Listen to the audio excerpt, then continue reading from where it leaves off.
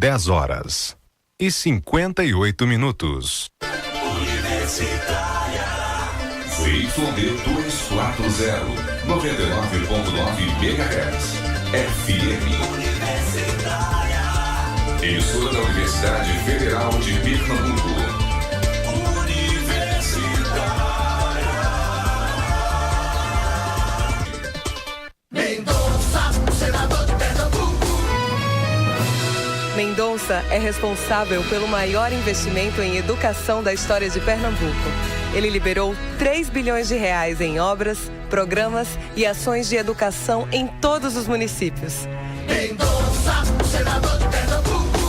Como ministro da Educação, sempre recebi e atendi com obras e ações todos os prefeitos de Pernambuco, sem discriminar nenhum. É 252.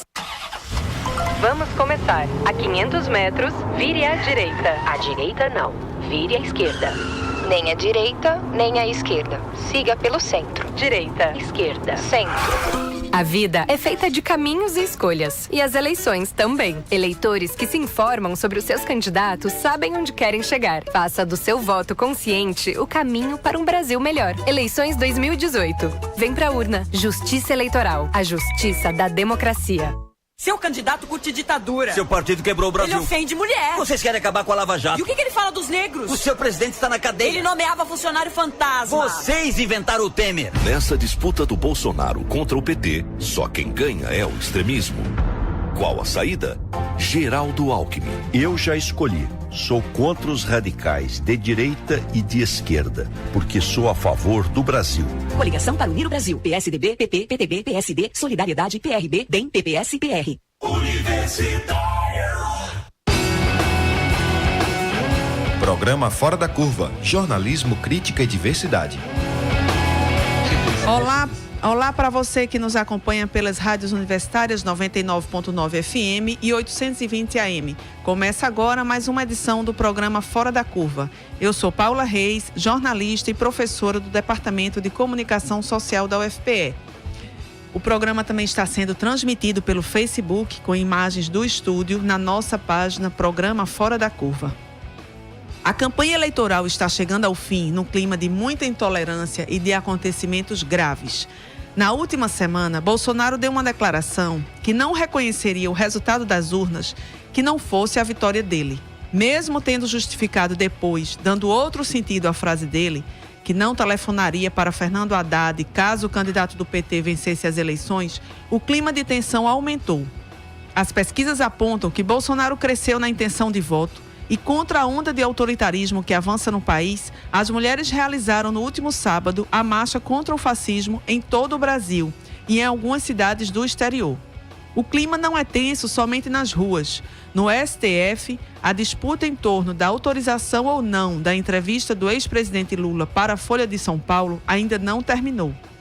A própria prisão de Lula e a não homologação da sua candidatura gerou muita contestação, não só por parte da defesa, mas por parte de várias instâncias jurídicas do Brasil e do exterior, como o Comitê de Direitos Humanos da ONU.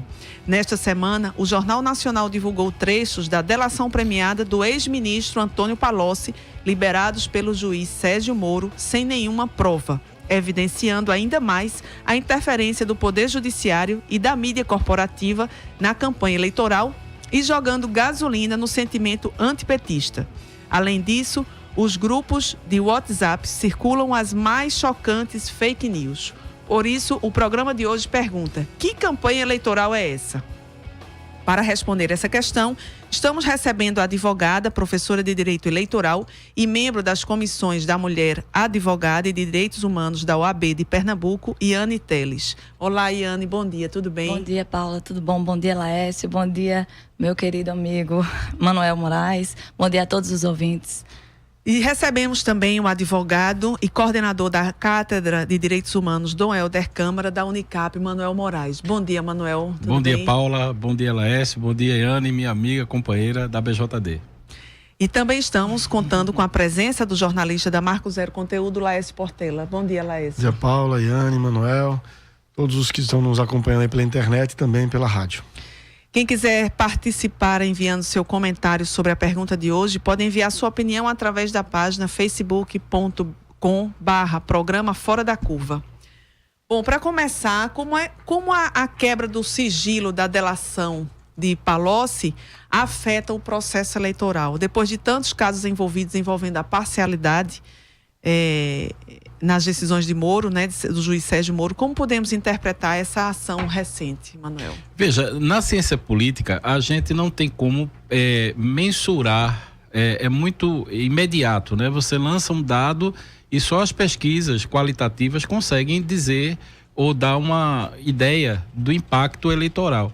Eu presumo, né, pela experiência que a gente tem, que a intenção de liberar esse material mostra a parcialidade da justiça nesse caso, né? O juiz lança há 6 dias da eleição uma informação que pode afetar setores da sociedade que estejam indecisas, que estejam, digamos assim, sem uma definição de voto clara. Mas, ao mesmo tempo, eu acho que esse processo não interfere decisivamente na eleição, porque o tema da corrupção não foi o tema da eleição. O tema da corrupção passou ao largo do processo da eleição, se você considerar os debates, porque, inclusive, todas as grandes coligações têm pessoas envolvidas na Lava Jato. Então, na prática, é só você fazer um sorteio para saber quem é que está mais envolvido ou menos envolvido. Por exemplo, o bloco que é representado pelo presidente Alckmin tem mais de 22 envolvidos na Lava Jato, diretamente no mesmo, inclusive pessoas que estão inseridas no mesmo contexto dessa delação de Palocci. Então é uma questão só de você ampliar a lupa ou diminuir a lupa. Se você quiser ampliar a lupa, você vai encontrar todo mundo envolvido na Lava Jato. Se você quiser diminuir a lupa, você vai encontrar aquele que você quiser acusar de não estar envolvido na Lava Jato, né? E o que eu acho complicado, se você me permite esse debate, é a posição persistente do PSDB de não fortalecer a democracia.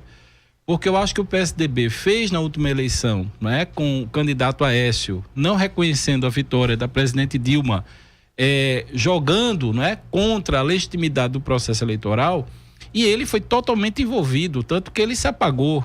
Hoje Aécio virou pó, né, quer dizer, não tem menor expressão política, tanto que ele não dá nenhum depoimento, nenhuma fala, é candidato a deputado meio que escondido da própria aliança do PSDB em Minas Gerais, né?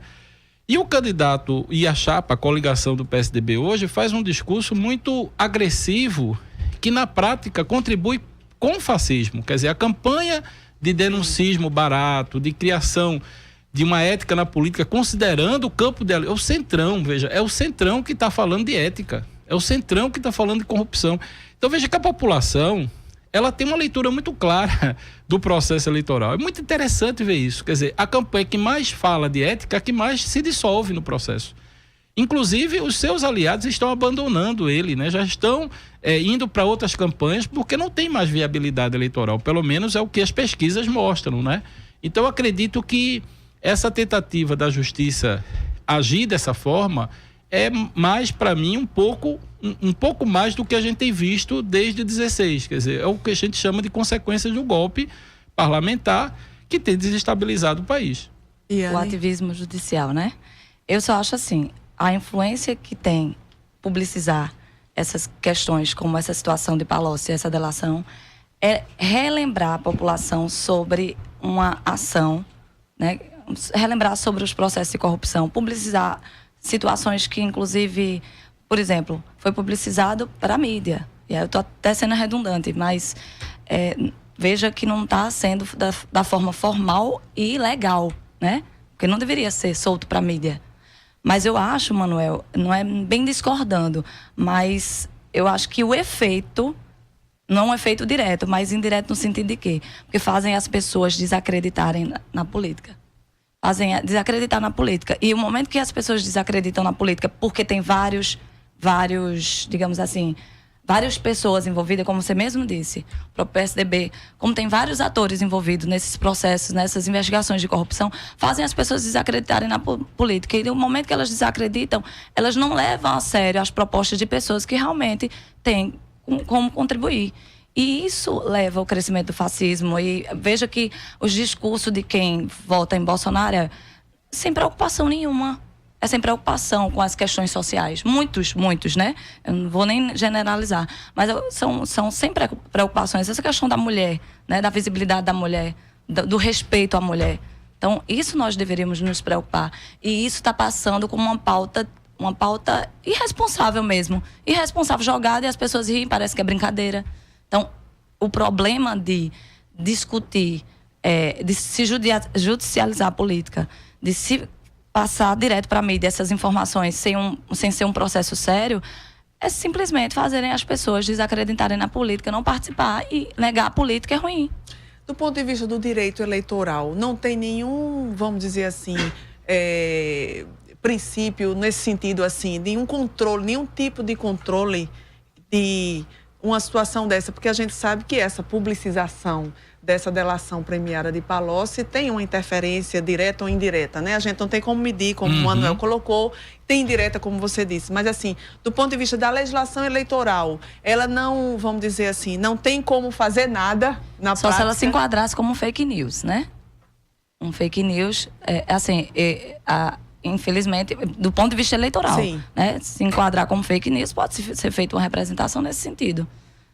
Mas teria que ter o conteúdo, e aí se comprovar que o conteúdo não é verdade, porque na verdade foram publicidades parte da delação, né? Sim. Tem uma coisa que o Manuel estava falando, eu queria questionar aqui, que assim, você fala, Manuel, assim, que o envolvimento com a Lava Jato é amplo, né? Esse sim é suprapartidário, podemos dizer assim. No entanto, acho que a interferência que a gente está discutindo aqui, ela tem muito a ver, não com o envolvimento real dos atores políticos, mas especialmente como isso é passado para a sociedade, né? Quer dizer, a cobertura da mídia, a forma como as delações são apresentadas, são editadas e apresentadas à mídia. Quer dizer, a gente sabe, ou soube pela mídia, que a delação, parte da delação apareceu agora, 6 dias da eleição, outra parte pode surgir daqui a 2 dias, um dia, no dia da eleição. Quer dizer, e quando vê uma delação dessa forma, abrupta, em cima da hora e com partes editadas, também pode abrir espaço para que outros atores políticos, né, que atuam no submundo, produzam fake news a partir desse documento, né? Então, eu acho que o efeito, na verdade, embora a corrupção ela perpassa em vários partidos, mas a maneira como ela é apresentada acaba surtindo esse efeito que a Anne fala, que é desacreditar, a sociedade desacreditar na política, e a gente sabe qual é o candidato que está crescendo a partir desse descrédito da política, né? Justamente. É esse o estrumo de tudo, né? Laércio, é preciso lembrar, né, Iane, que o Ministério Público não aceitou essa delação porque não tinha provas. Verdade. Então, veja, é o juiz que homologou na véspera da campanha e deu visibilidade. Quer dizer, é uma interferência, a intenção é visivelmente interferir no processo eleitoral. Isso aí você não tenha dúvida. O que eu disse a gente não tem instrumentos aqui de afirmar qual é o tamanho da interferência, mas que o objetivo foi interferir, eu não tenho a menor dúvida. Sim. E outra coisa interessante os grandes meios de comunicação estão meio que desesperados, porque eles não têm conseguido interferir no processo eleitoral. A prova disso é que a Haddad, em poucos dias, vejam, a Haddad é um fato concreto, do ponto de vista de mensurar dados. Em poucos dias, uma pessoa saiu, em menos de 10 dias, de 5% para mais de 20%. Então isso é um fato. Então isso é desesperador, porque os grandes meios, os grandes veículos de comunicação, o grande conglomerado, que são dominados por 5 famílias, não querem esse candidato presidente. Então existe agora uma espécie de plataforma que unificou um segmento do judiciário, que envolveu até o Supremo Tribunal Federal agora, não é? Porque um segmento da imprensa conseguiu autorização para fazer entrevista com Lula, e há uma guerra agora no Supremo acerca desse depoimento, né? Não dá nem para a gente entrar em detalhes aqui, porque é de uma arbitrariedade enorme, não é? O presidente do Supremo, o Toffoli, né? Entra de forma enviesada. O Raul Jungmann fez um questionamento, né? E ele responde uma negativa. Não é? Quer dizer, impedindo o pleno exercício do que foi determinado por Lewandowski. Quer dizer, é uma guerra dentro do Supremo que vai impactar diretamente na perspectiva da democracia.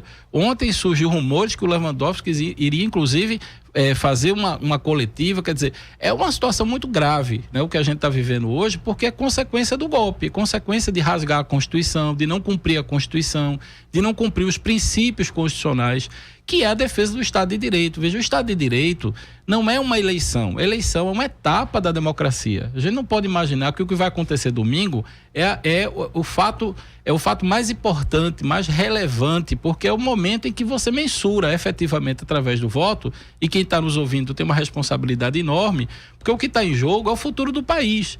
O que está em jogo são as políticas públicas, não é? É a manutenção de uma PEC que pode significar sucateamento da educação, da saúde, não é? Então, quem está nos ouvindo, me parece que já tomou uma posição. Eu acho que o ato de sábado foi a maior pesquisa que a gente tem. A sociedade foi para a rua, as mulheres se levantaram contra o fascismo, denunciaram a intolerância, não é? Então, eu acho que a gente precisa ter mais sintonia com o que o Papa Francisco chama de um ativismo importante da cidadania, né? A cidadania precisa se levantar contra a intolerância. O homem de bem, a mulher de bem, a pessoa que está nos ouvindo tem que ter consciência de que o seu voto pode interferir diretamente no futuro dos seus filhos. Ou seja, se você quer uma escola pública, uma universidade, veja, nós estamos em um espaço público, uma TV pública, uma rádio pública, que tem uma interface direta com a sociedade. Se nós não tivermos atento ao voto, podemos dar um voto a alguém que não defende esse tipo de estrutura. Significa dizer o fim da universidade pública, ou pelo menos o modelo de universidade que a gente tem hoje.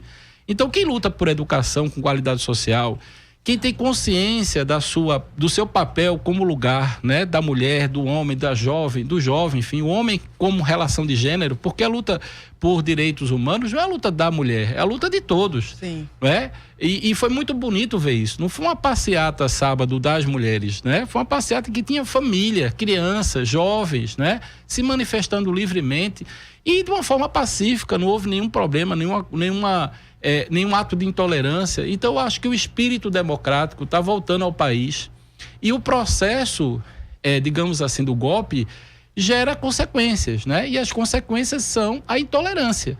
Então, na verdade, o que está em disputa, Paula, me permita, são dois projetos de país.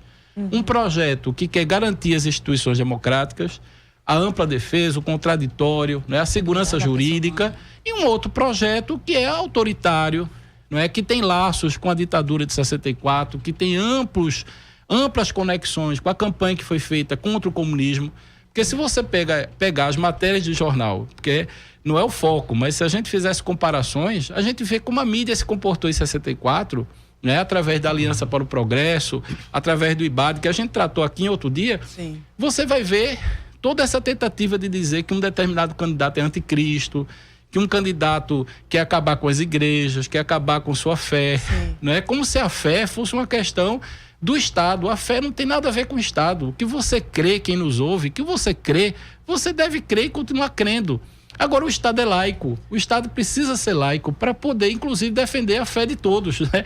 A de quem quer e quem não crê. Não é? Tem um elemento que eu acho importante nesse debate, Manuel, é que assim, o PT já esteve no poder. Quer dizer, isso. Você, hoje, e a gente vê isso muito nos jornais, os editoriais dos jornais têm colocado como se você estivesse disputando uma eleição agora, os dois líderes nas pesquisas, como se fossem dois extremismos, né? Isso. Duas candidaturas que colocam em prova a democracia, né? Exato. E, no entanto, você tem, de um lado, um candidato que verbaliza isso claramente, né? Isso. O vice-candidato de Bolsonaro defendeu uma constituinte que não fosse feita necessariamente por pessoas eleitas pelo povo, deputados eleitos pelo povo. Exato. Você teve, inclusive, dizendo que no ano passado ele chegou a dizer que as Forças Armadas podiam encontrar uma solução, sabe-se lá que solução seria essa, para a questão da corrupção no Brasil. Exatamente. E do outro lado você tem uma candidatura também que é preciso a gente lembrar o que o Brasil viveu efetivamente. E não vou falar nem do ponto de vista social, vou falar do ponto de vista democrático.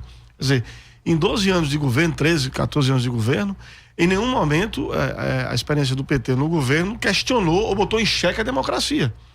É preciso lembrar que o Lula perdeu quantas eleições, né? 89, 94, 98, perdeu 3 eleições antes de chegar ao poder.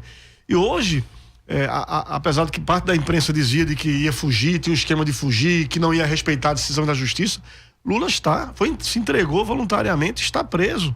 Quer dizer, o PT nesse período todo respeitou e seguiu a institucionalidade no país. Isso acho que é importante ser colocado também. Laércio, você tem toda a razão. Veja, não há essa polarização de extremismos, na verdade, é uma fake news, né? É uma forma de manipular a realidade eleitoral. O PT é um partido que se consolidou, nasceu e surge, se nutre da democracia. É um partido que tem dentro dele vários segmentos. Não é um partido monolítico, é um partido que mais filiados tem hoje no país. É uma instituição pública, regida por lei. Você não pode criar um partido se não tiver dentro da legalidade. Não é? Então, os partidos precisam ter esse comportamento democrático. Nenhum partido pode, em tese, defender o fascismo, defender uma estrutura arbitrária e autoritária. Né? Então, esse tipo de mecanismo, na verdade, é uma forma de esconder o autoritarismo que está por trás de determinados discursos, né? E isso no mundo não é uma coisa nova, é global, né? Vários grupos de extrema direita têm feito esse uso instrumental da democracia, quer dizer, se colocam no campo democrático, querem o seu voto, querem conquistar você que está nos ouvindo, mas na prática não defende a democracia, não suportam a democracia, porque não suportam o contraditório. Veja, o que Adorno diz é o seguinte: qualquer tentativa de homogeneizar, de você criar um padrão, é autoritário, é totalitário, né? Então, na verdade, a democracia é um processo que exige o diferente. Sim, a diversidade. A diversidade é um elemento fundamental, não é? Então, é preciso que as pessoas se levantem contra o fascismo, porque o fascismo é a negação da diversidade. E evidentemente, o uso de determinadas práticas, né, que vão, como você, Laércio, bem disse, confundindo as pessoas, né? De repente, as pessoas não se percebem que terminaram o curso superior, vários alunos meus terminaram o curso de Direito porque tiveram um projeto, vejam, que permitiu a eles ter acesso ao curso de Direito, mas eles não percebem que ter terminado o curso de Direito, o curso de Medicina, é resultado do voto, é resultado de uma política. Ele não pública, eleita pelo voto. Você entende? Ele não é fruto desse projeto processo político, né? Não é o talento deles, não é só. O talento dele foi importante porque ele teve chega um a ser processo triste, mais realmente, amplo. essa situação. Você ouvir quem hoje tem uma faculdade fruto de uma ação afirmativa, de um projeto de governo, não compreender a importância do voto, né? Iane, em relação a gente está falando aqui, Manuel citou essa questão dos fake news, né? Os grupos de WhatsApp, né? Que circulam assim imagens chocantes, vídeos chocantes, né? Montados. Inclusive, nessa semana, houve uma enxurrada de vídeos circulando nos grupos de WhatsApp com mulheres, por exemplo, com seios de fora, no meio de uma multidão, e pessoas destruindo imagens sacras, como se essas pessoas e essas mulheres estivessem tido na marcha das mulheres no último sábado, na marcha contra o fascismo, né? E com essas frases alarmantes, tipo, abre aspas, atenção mulheres, vocês se sentem representadas por essas vadias? Né? Então, fecha aspas. Então, assim, como a regra do direito eleitoral, né, vamos dizer assim, permite ou não essa enxurrada de fake news, né, que circulam em ambientes virtuais, que o WhatsApp, que são dificílimos, inclusive, de serem, eu acho que, capturados e... Paula, na verdade, as regras são para os candidatos. A gente tem que lembrar isso, né? Sim. Essa situação é publicizada, distribuída, e para se encaixar na questão do fake news e a legislação eleitoral agir, precisa ser para quem ela, nesse momento, é usada, digamos assim. Ou seja, para os candidatos. Então, inclusive, falar sobre fake news, a gente já trabalhava com isso, só se deu um nome. Mas só se deu um nome estilizado ou gourmetizado, vamos botar assim, né, para as verdades jogadas todo ano de pleito eleitoral. Então, assim, o que incomoda em relação às fake news, até comentar já, adiantar o que a gente estava conversando antes sobre aquela postagem de como votar, o que incomoda... aliás, toda essa situação incomoda, mas antes de entrar, eu vou até comentar aqui. Incomoda porque, querendo ou não, violação, né? Essas fotos em relação às mulheres. É uma inverdade, mas ainda que essas pessoas estivessem numa passeata de sábado, cada um tem direito de ser livre e fazer o que quiser. Não quer dizer que eu aprovo o que eu goste e que eu faça. Mas eu não posso excluir ninguém pelas suas vontades. E é justamente isso a diferença de quem pensa de forma mais liberal e progressista. Então, que é diferente do que o candidato Bolsonaro prega, esse discurso de exclusão, né? Mas aí, voltando aqui a uma coisa mais, digamos, mais preocupante em relação às fake news, que era o que a gente estava conversando, sobre aquela divulgação de como votar, né, Paula? Eu acho que é importante a gente conversar um pouquinho sobre isso. Está circulando, né, nos grupos de WhatsApp uma informação de que se o eleitor votar só em presidente e votar em branco nos outros, o voto é tido como parcial, logo o voto é anulado. Né? Isso está sendo usado, inclusive, com apelo à legitimidade, à autoridade, como se a pessoa estivesse trabalhando na justiça eleitoral e tivesse feito o treinamento, inclusive. Né? Isso é muito grave. Né? Veja, isso é muito mais grave. Né? Eu digo, todas as duas coisas são graves, não quero desmerecer a questão das fotografias, das violações, enfim, de externar os preconceitos nessas publicidades, nesses fake news. Mas essa situação aí, já que o sistema eleitoral, a gente sabe que é difícil, é um assunto de difícil acesso. Então, isso é preocupante porque é o seguinte, inclusive, Manuel, esse ano mudou a ordem de votação, né? Porque era 5, 4, 3 era decrescente, né? E agora vai ser deputado federal, 4, 5, 3, 2, 3, 3, 2, 2. Então, isso já atrapalha muito porque... como eu falei, vou repetir, a matéria de direito eleitoral não é fácil, né? E votar, né? Essas eleições gerais realmente tem essa dificuldade pela quantidade de cargos que nós vamos ter que eleger, vamos ter que votar. Então, o que acontece? Existem 2 sistemas, o sistema majoritário e o sistema proporcional. São como se fossem, vou dizer, não é que são 2 eleições, mas é como se fosse 2 eleições no sentido de que o computo do voto, né, organizar a votação, fazer a soma, enfim, todo o computo do voto é diferente de um sistema para o outro. São 2 equações diferentes, são distintas. Né? Então, em relação à majoritária, que aí vamos lembrar que é importante, que seria na eleição desse ano, presidente, governador e senado, é uma eleição completamente diferente, a matemática de deputado estadual e deputado federal. Então, é tanto que você vota na proporcional, e aí sim, na proporcional, se você não coloca a numeração completa do deputado estadual, mas ainda assim, ou erra o número completo, você não consegue votar, mas você erra o número dele, o voto nominal, ainda assim se aproveita o voto para a legenda. Então, veja que não perde voto em nenhum momento.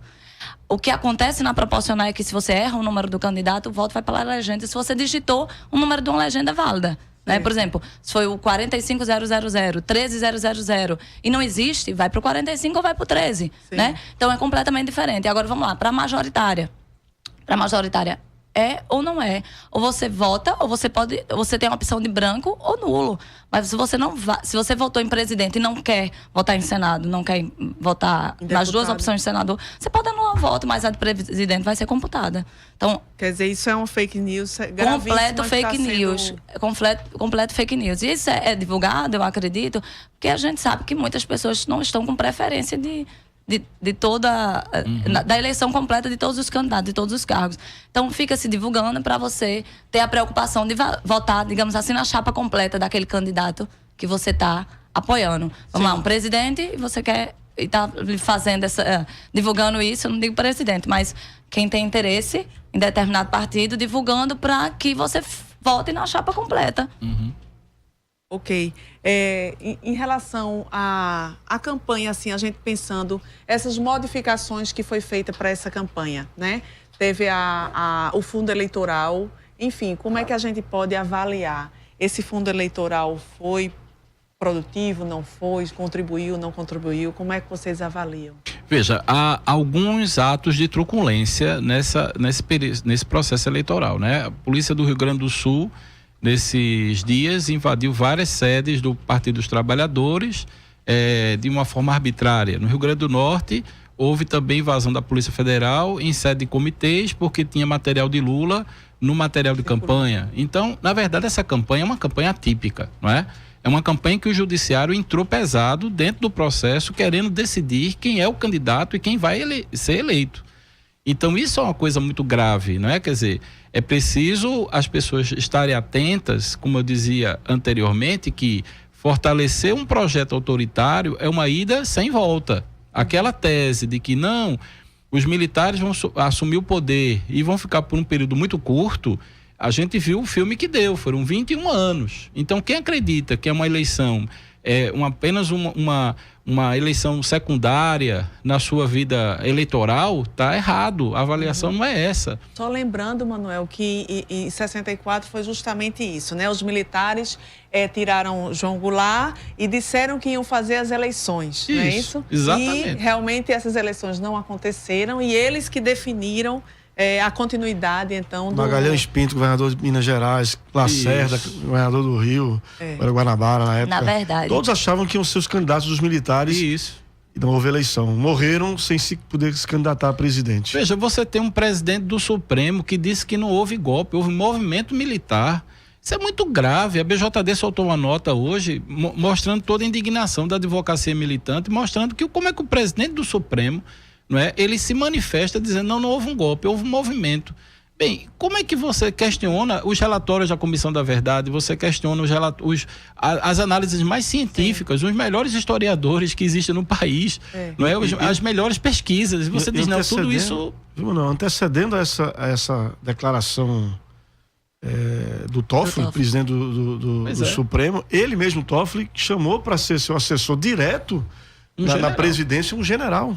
Quer dizer, muito assustador tudo isso acontecendo e os recados que nós estamos falando da principal figura hoje, né, do judiciário brasileiro, do ponto de vista hierárquico, os recados que ele manda para o público, justamente no período que a gente está discutindo, uma eleição que está sendo discutida na base da democracia ou não democracia, é muito perigoso. O cancelamento de 3 milhões de votos, embora você possa, claro, justificar, existe uma base jurídica forte para você dizer que, de fato, não houve o cadastramento e tal, mas cadê a gestão? Você tem um poder judiciário para atuar preventivamente em função do poder popular, que é o voto. Como é que você deixa chegar 3 milhões de pessoas sem voto? Era necessária uma busca ativa. E buscar esse eleitor, conversar com ele. Aí alguém do poder judiciário para fortalecer a democracia. Esses eleitores que deixaram de fazer a biometria, quem são esses eleitores? Pois é. A parcela pobre e sem acesso da população. Aí alguém do setor, alguém da Justiça Eleitoral, me permita,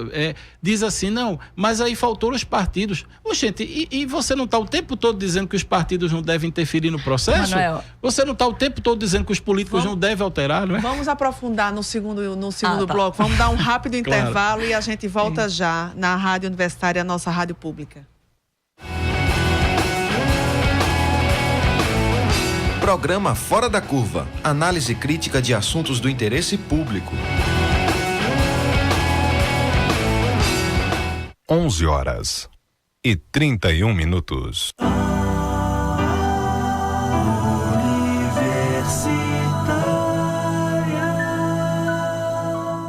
Fala Humberto, senador de Lula, o nosso senador 130. No Senado, vou lutar para que o Farmácia Popular continue distribuindo os remédios que você precisa.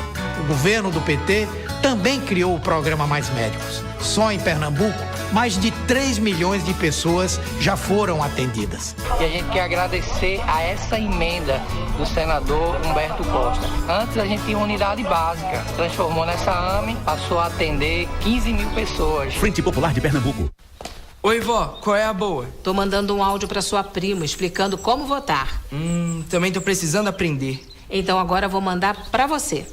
Oi, meu netinho lindo. Nestas eleições, o primeiro voto é para deputado federal. Tecle os 4 dígitos e aperte confirma. Aí, deputado estadual ou distrital, 5 dígitos e confirma.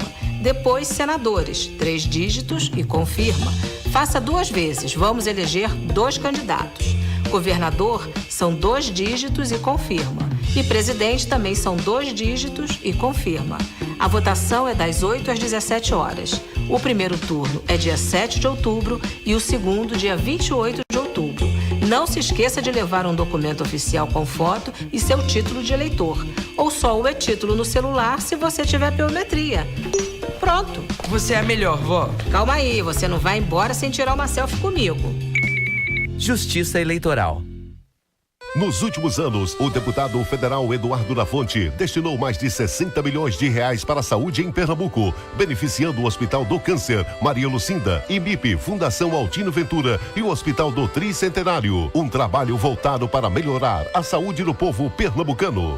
Precisava de mais político igual a ele, Eduardo da Fonte. E amanhã a gente vai se ver. Eduardo da Fonte, com a força do povo, 1111. Coligação Pernambuco em primeiro lugar. Eleições 2018. Neste domingo decisivo para o futuro do país, acompanhe a apuração dos votos aqui na Universitária FM com o especial do programa Fora da Curva. Ao vivo, a análise do Brasil que se desenha voto a voto. As perspectivas para o Estado e o Congresso Nacional que sai das urnas.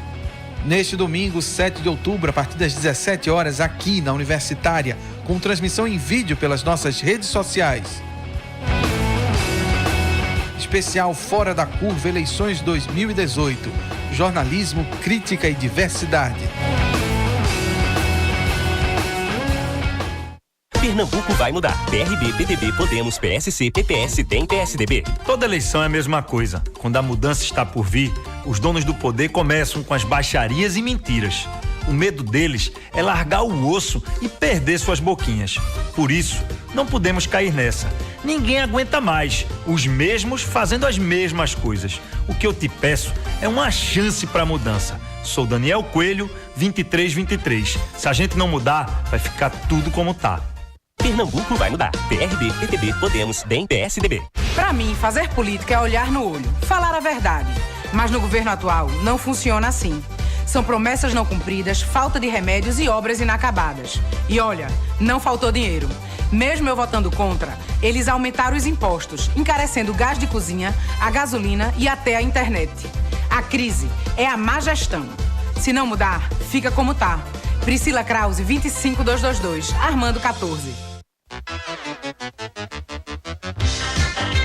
Aqui na Universitária FM, sua viagem musical pelos anos 80 tem dia e hora marcada. Hello. Toda sexta, às 8 da noite, 80 por hora. Com Cássio Shoa e Natália Demerri. Aqui na Universitária FM. Eu acredito na ressocialização e na vida de um jovem que hoje mudou totalmente a sua estrutura familiar.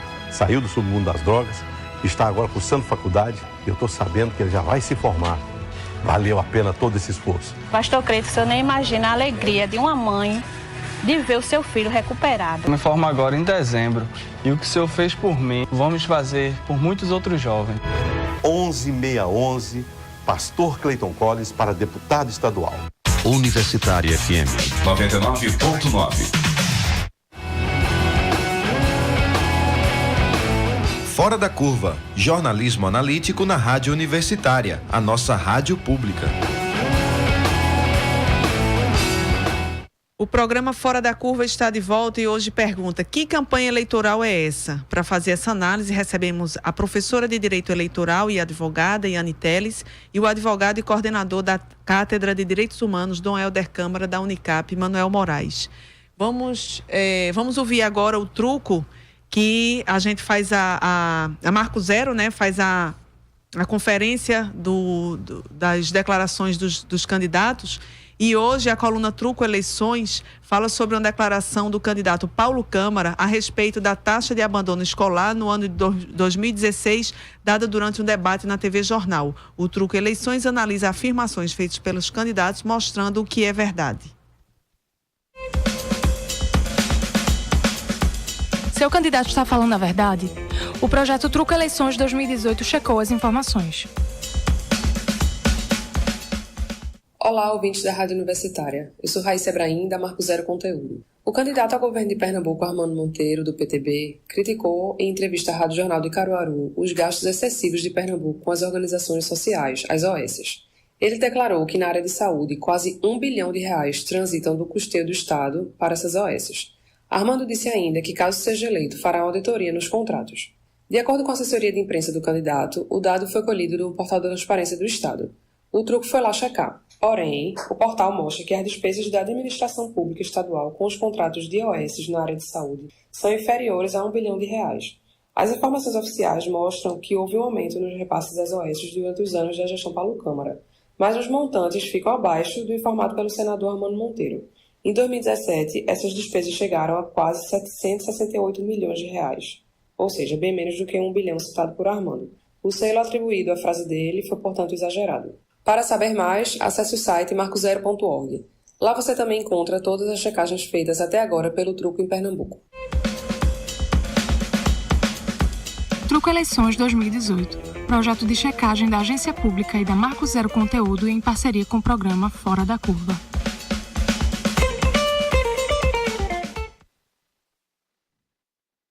Bom, a gente tem a participação dos ouvintes que Larissa Evelyn vai trazer para a gente. Larissa.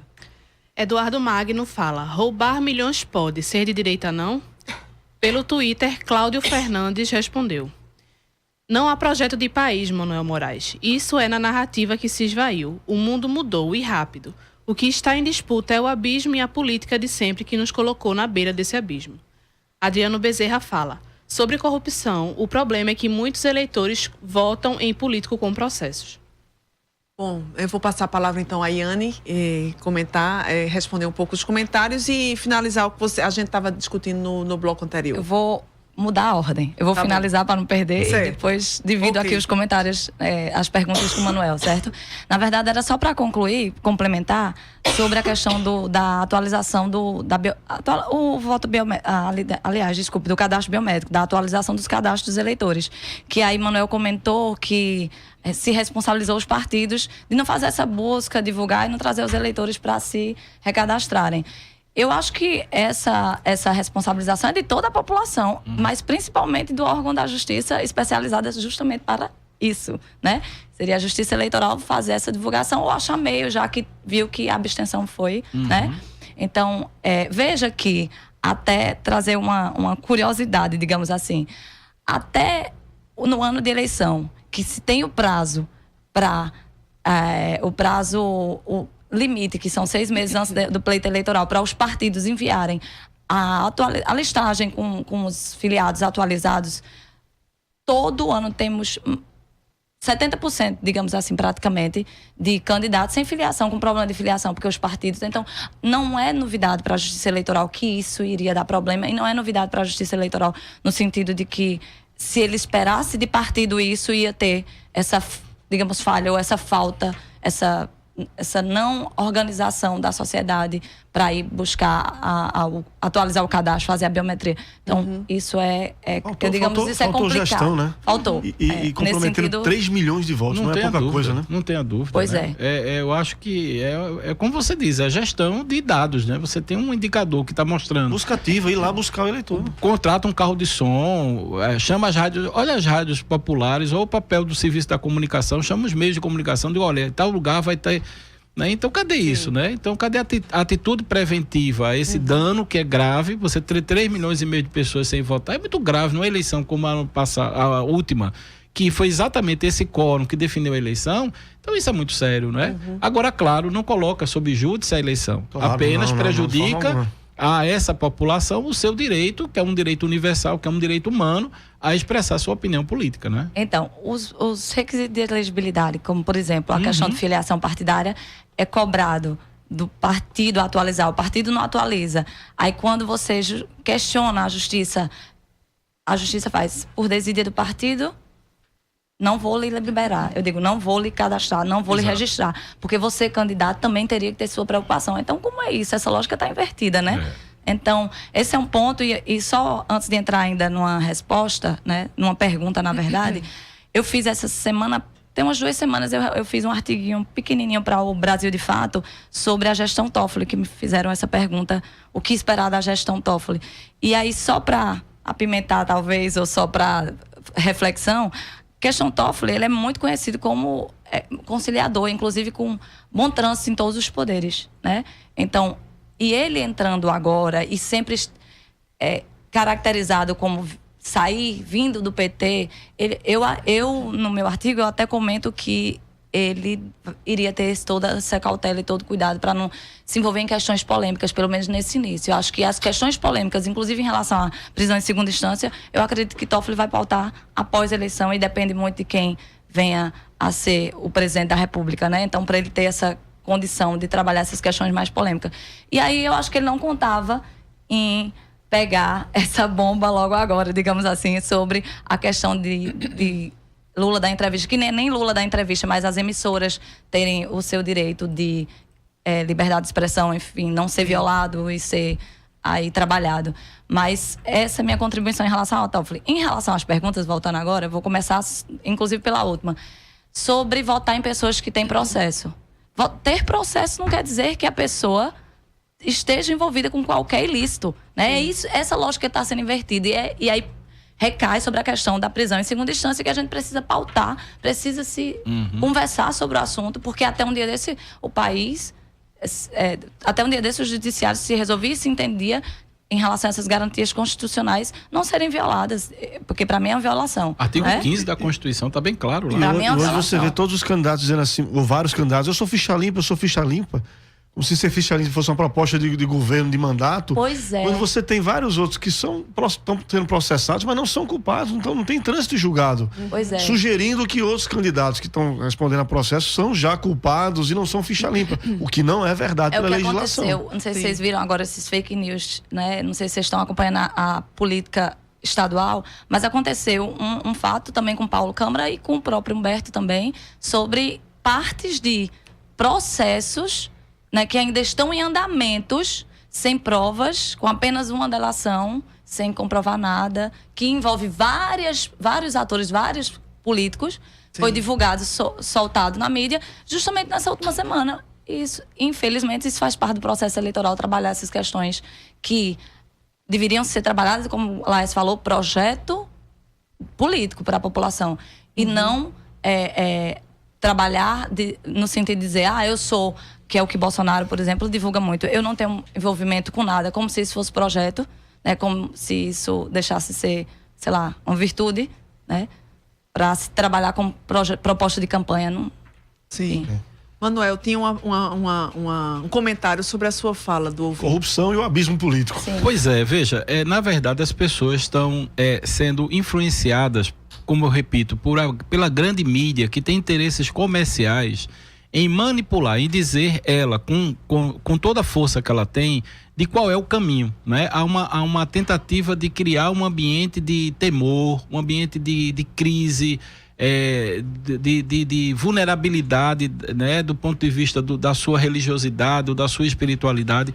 Veja, nada disso está sobre discussão. A discussão no Brasil, no próximo domingo, não vai ser se você vai poder ter sua religião, se você não vai poder ter sua religião, se você vai poder ter sua crença sobre determinada concepção de natureza humana. O que está em discussão é o Estado brasileiro, as políticas públicas.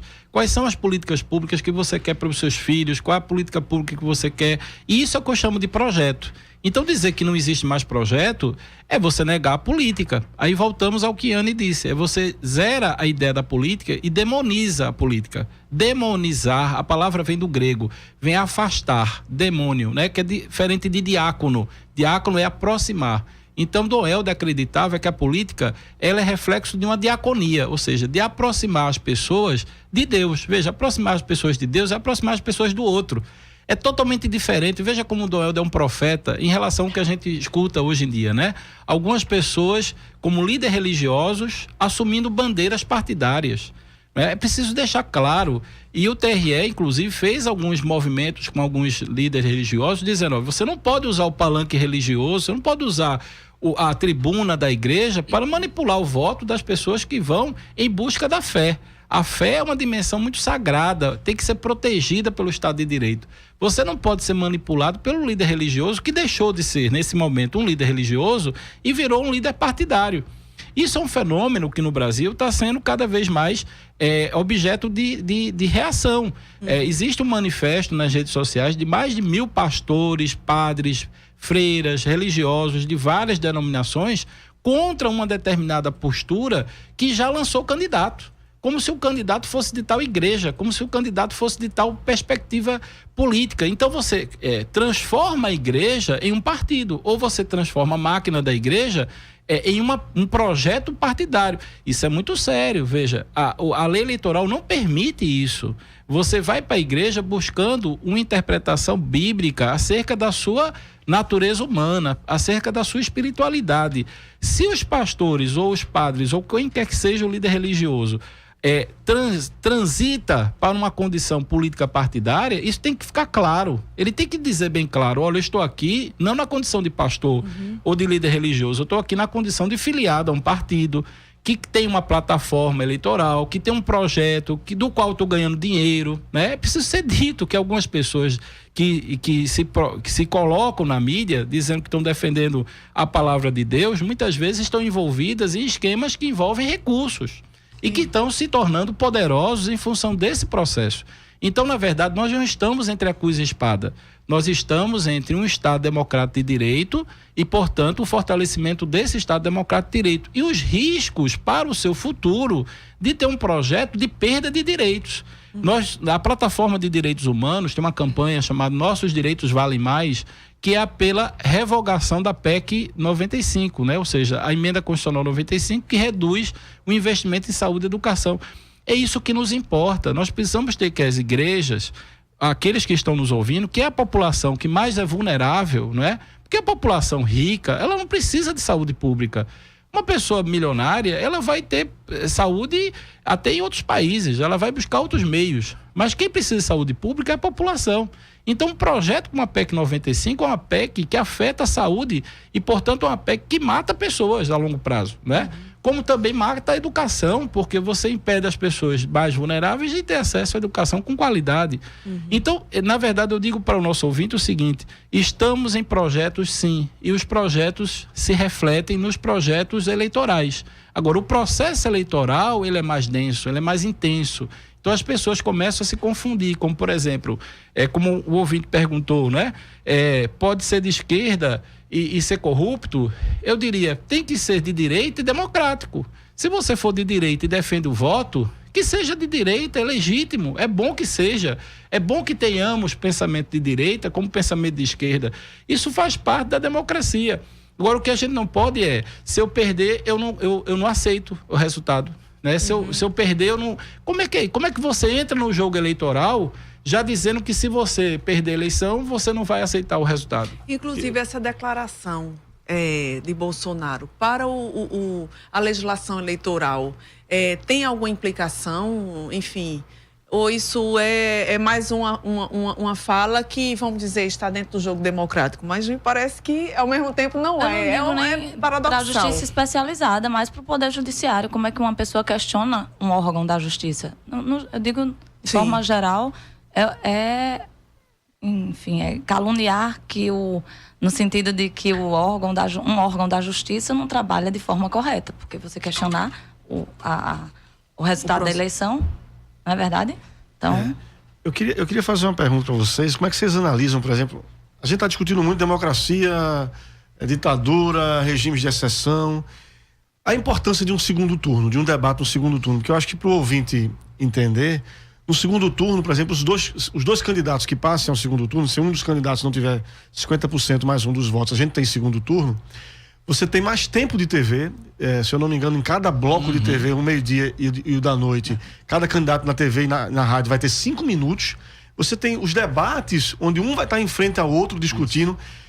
E uma avaliação de vocês, o quão importante num caso dessa polarização que a gente está vivendo, de tantas dúvidas que estão colocadas agora, você ir para o segundo turno para poder fazer um debate mais claro para a população, para entender melhor. Digo isso pelo seguinte: o candidato Bolsonaro, inclusive por conta de um episódio gravíssimo, né, que todos nós repudiamos, que foi o atentado que sofreu com a facada. Não pode ser tolerado. Não pode ser tolerado, é um absurdo isso, né, também. Foi qualquer vítima, pessoa. Claro. Mas isso também tirou o candidato, por exemplo, dos debates. Ele também não tem tempo de TV. De certa forma, o preservou indiretamente das críticas, do embate direto. O quão importante é que essa eleição vá a um segundo turno, por exemplo, para que você tenha um embate direto do Bolsonaro, que lidera, com o Haddad ou com outro candidato que seja, para tornar mais claro para o eleitor o que está em jogo. Eu acho que você reflete uma coisa importante, Lécio. A democracia exige tempo. E quanto mais tempo você tiver para expor os projetos, melhor será para o país. eu acho que um segundo turno é extremamente interessante e razoável, considerando a redução do tempo. Nós estamos também num novo modelo de eleição, onde o tempo foi reduzido e o financiamento se tornou público. Né? Então isso é muito interessante, né? Você veja que há uma racionalidade maior das campanhas. As campanhas estão gastando menos dinheiro do ponto de vista, né, de que não tem mais aquela força do poder econômico como tinha nas eleições passadas. Eu acho que isso é um impacto importante nas eleições e vai aumentar com isso o papel dos grupos de fidelização. Quando a gente fala na ciência política, grupos de fidelização são os religiosos, os vinculados a determinadas agendas, não é? As classes, não é? Por exemplo, o sujeito é da OAB, então ele se vincula, se você é advogado, a uma plataforma, não é? Então imagine uma candidatura de advogados, ele tem muito mais força de se colocar dentro do pleito eleitoral do que quem não é advogado, porque você tem uma plataforma como advogado no estado todo. Então, se você é um ex-presidente da ordem, você tem um papel muito maior na eleição do que supondo, né? Hipoteticamente, são chamados de grupos de fidelidade, né? Os grupos sindicais, os grupos os chamados, os grupos que têm segmentos organizados e tal, vão ter um papel muito maior, não é? No processo eleitoral. Como também, veja, os candidatos antigos, porque para você, como novo candidato, se projetar nesse processo é muito mais difícil. Sim. Não é? Então, o que ocorre no processo eleitoral é essa tentativa de mostrar o candidato, de mostrar que ele existe. Então, muitas pessoas ainda não sabem que Haddad, por exemplo, é o candidato de Lula. Isso acontece também ainda hoje, porque o processo é muito rápido. Então, o segundo turno vai certamente garantir que haja uma maior publicidade por conta de Haddad, né, ser o candidato de Lula. Portanto, ele vai explorar mais essa vinculação e vai se fortalecer nesse projeto. E, ao mesmo tempo, o Bolsonaro vai ter condições, como você disse, de ir para o debate, de participar dos processos, porque me parece, inclusive, que na chapa de Bolsonaro há um conflito de opiniões entre ele e o candidato a vice, né? O candidato a vice, por exemplo, defende, parece que ontem reiterou, o fim do 13º salário. Acha que é um penduricalho, né? É uma coisa que eu ouvi. Muitas perguntas a serem feitas. Eu acho que tanto a Haddad quanto a Bolsonaro, há muitas perguntas a serem feitas e seria muito bom que um pudesse fazer ao outro, né? Exatamente. Eu imagino um debate onde esse tema, por exemplo, vier à tona. Qual o projeto econômico, né, que efetivamente que o candidato Bolsonaro tem? É o do vice ou dele? Ou vai ser do banqueiro que assessora ele? Então, é importantíssimo. Por isso se preocupa uma nova constituinte da forma que o vice colocou. Porque, veja, desde a redemocratização do Brasil, as reformas vêm só ajudando quem já está no poder. Como, por exemplo, essa diminuição no tempo de propaganda, né? De ficar pela metade. Só dá vantagem a quem já é conhecido. Então, quem perde o direito violado não é do candidato, é do eleitor, que deixa de conhecer as propostas, né? Então, nesse sentido, ir para o segundo turno, onde Bolsonaro tenha condições de apresentar, de falar do seu projeto, esclarecer, porque, inclusive, estamos vivendo na era muito informatizada, no sentido de muitas... E aí as fake news estão rodando solto, digamos assim, e aí as redes sociais trabalhando. Então, talvez não, eu acredito que é interessante se ter mais um tempo para conhecer os candidatos e as propostas. A gente ouvir dos próprios candidatos os questionamentos que todos estão fazendo. E hoje a gente está ouvindo os candidatos falarem indiretamente, às vezes até por fake news, né? Justamente. Bom, a gente vai chegando ao fim do programa e agradeço muito a presença de Yane Teles, advogada, professora de Direito Eleitoral. Obrigada, Yane. Agradeço também a presença do professor Manuel Moraes, coordenador da Cátedra do Helder Câmara de Direitos Humanos da Unicap. A Laes Portela. Este programa foi produzido por mim, Paula Reis, Larissa Evelyn, Guilherme de Arruda. Nas redes sociais estiveram Larissa Evelyn e Vitor Aguiar. Trabalhos técnicos de Marco da Lata. O programa Fora da Curva volta amanhã. Acompanhe o nosso programa nas nossas redes sociais. Tchau e até o próximo programa. O programa Fora da Curva é uma realização do Departamento de Comunicação Social com o apoio do Departamento de Sociologia e do Núcleo de Rádio e TV Universitárias. Parceria com o Marco Zero Conteúdo, Centro das Mulheres do Cabo, SOS Corpo, Centro Sabiá, Terral Coletivo de Comunicação, Centro de Cultura Luiz Freire. Esse programa fica disponível em nossa página do Facebook e no canal do YouTube. Acompanhe as nossas redes sociais, porque nós também divulgamos por lá muita informação que você não vê por aí. A música tema deste programa foi composta pela banda Diablo Motor. Programa Fora da Curva. A gente fala o que a maioria cala.